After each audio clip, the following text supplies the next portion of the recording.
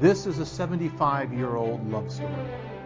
It's a story of young musicians looking for a place to play music that can only be made by an orchestra.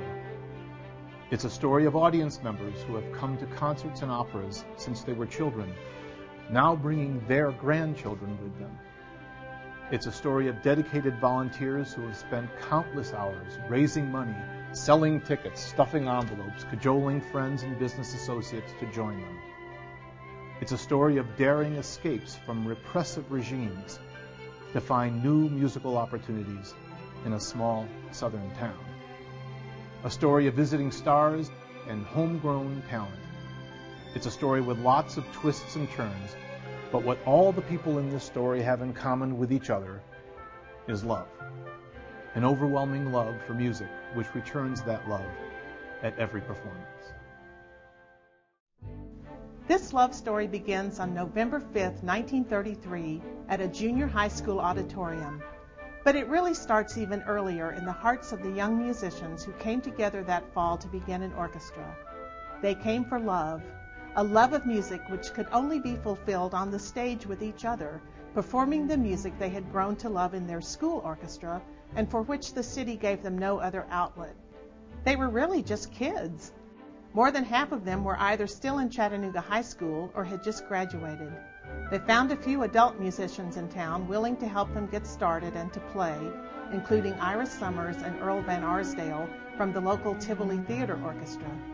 Melvin Margolin, an underclassman at the University of Chattanooga, was the organizer and conductor of that first concert.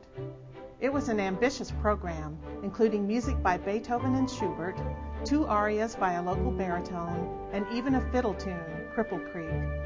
A review of the concert in the local paper noted that the audience filled the Dickinson Junior High School auditorium and established itself in the hearts of Chattanooga music lovers with its artistic interpretations of the varied numbers included on the interesting program.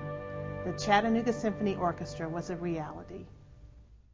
The young orchestra continued to perform and draw an audience impressed by its sound and, frankly, the plucky attitude of its young musicians. University of Chattanooga President Alexander Gary invited the players to perform in Patton Chapel and then took the remarkable step to contact the Juilliard Foundation to help secure a professional conductor. The result was the arrival in 1938 of Arthur Pletner, a bookish young man with outstanding musical credentials, but who had also cut his teeth conducting for the Ziegfeld Follies and working with the likes of George Gershwin. Dr. Pletner and his wife, Isa McElrath, quickly became musical fixtures in Chattanooga. Juilliard's arrangement with the University of Chattanooga was to cover a portion of Dr. Pletner's salary for a period of 3 years, but those 3 years turned into a lifetime as the Pletners lived and taught in Chattanooga until their deaths in the 1990s. One of the first things Arthur Pletner did in Chattanooga was to launch an association which could further the work of the young orchestra. The new board included well-known Chattanooga names like Chapin, Gary, Cruzy, Finley, and Carter.